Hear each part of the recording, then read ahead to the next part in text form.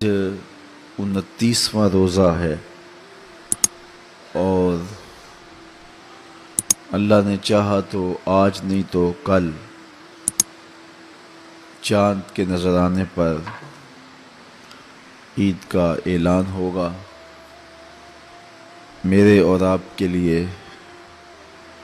فرحت اور اداسی کی ملی جلی کیفیات ہوں گی۔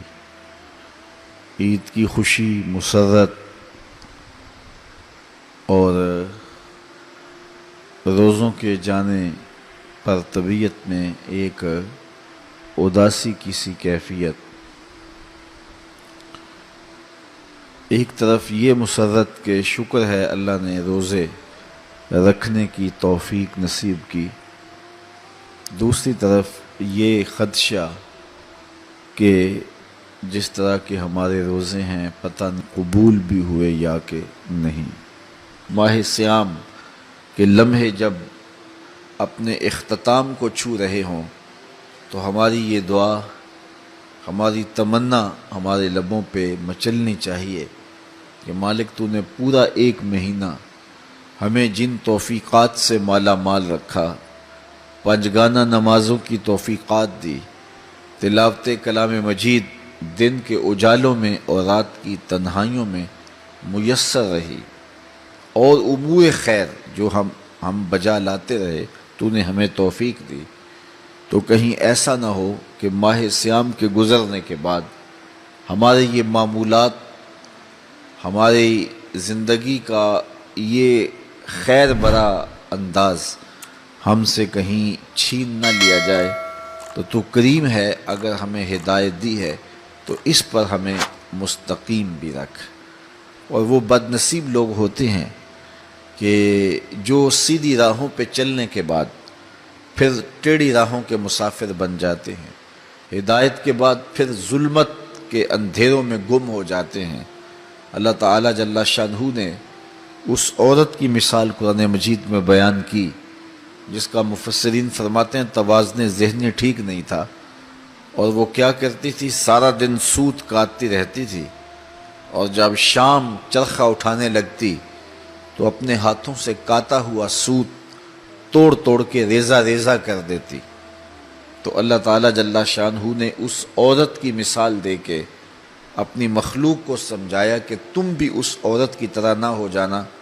جو اپنے دن بھر کی کمائی کو شام کے وقت اپنے ہاتھوں سے ادھیڑ دیتی ہے اور کاتا ہوا سوت دوبارہ ریزہ ریزہ اور پرزہ پرزہ کر دیتی ہے، تو سارے دن کی محنت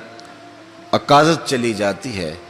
تو کہیں اے ایمان والو، میرے رسول کے دامن سے وابستگی اختیار کرنے والو، کہیں تم بھی اپنا طرز زندگی یوں نہ بنا لینا کہ سارا دن سوت کاٹو اور شام کو اپنے ہاتھوں سے ریزہ ریزہ کر دو۔ ہمیں ماہ صیام میں اللہ تعالیٰ نے ایک موقع دیا باطن کے تزکیے کا، اور بہرحال بہت ساری کوتاہیوں کے باوجود ہمیں بہت کچھ ماہ صیام میں نصیب ہوتا ہے۔ تو اگر ہم اس کو بعد میں بھی برقرار رکھ سکیں تو پھر ہر سال کی لائی ہوئی تبدیلی چند سالوں کے بعد ہمیں ایک ایسا انسان بنا کے کھڑا کر دے گی جو رب کا مطلوب ہے اور جو دین کا تقاضا ہے۔ جو ہی ماہ صیام اپنے اختتام کی منزل کو پہنچتا ہے تو ایک دم جو ہے وہ بدی کا ماحول پھر پھیلنے لگ جاتا ہے۔ اس لیے جو ہے ہمیں اپنی کی ہوئی کمائی کو برباد نہیں کر دینا چاہیے،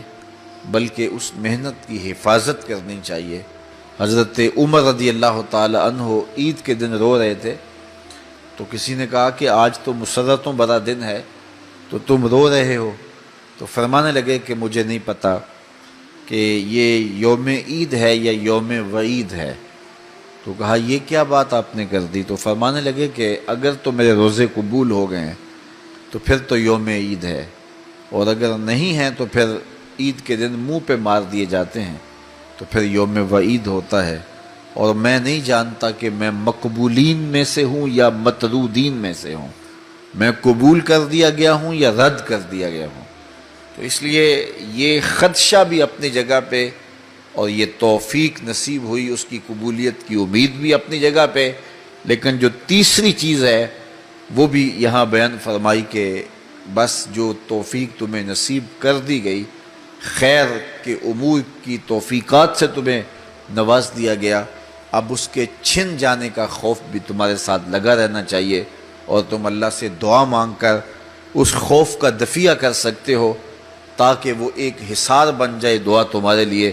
اور روک بن جائے تمہارے لیے، اور تمہاری کی ہوئی کمائی کہیں لٹنے نہ پائے۔